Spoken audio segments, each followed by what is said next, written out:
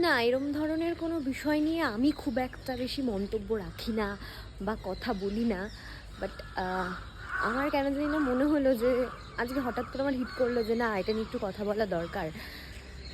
অনেককে আমরা আশপাশে বলে থাকতে দেখবো যে স্বামী স্ত্রীর মধ্যে ঝামেলা হলে বলবে, বাচ্চা নিয়ে নাও, সব ঠিক হয়ে যাবে।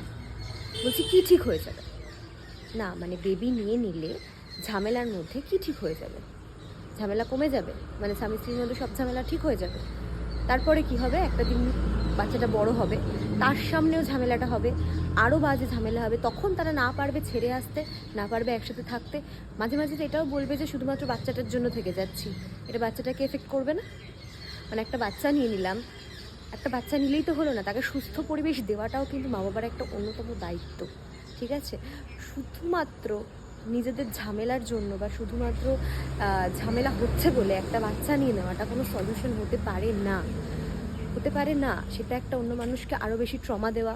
একটা বাচ্চার সামনে বারবার করে ঝামেলা দিলে সে কি শিখবে? মানে তার একটা বিবাহিত জীবন সম্পর্কে ধারণাটা কি তৈরি হবে যে এরকম হলে সারাক্ষণ খালি ঝামেলাই হতে থাকবে। হ্যাঁ, এটা ধারণা হবে। এটা কোনো সুস্থ পরিবেশের লক্ষণ হবে? কারণ ভালো প্যারেন্টস হতে গেলে না, সবার আগে একটা বাচ্চাকে সুস্থ পরিবেশ দেওয়াটা ভীষণভাবে দরকার।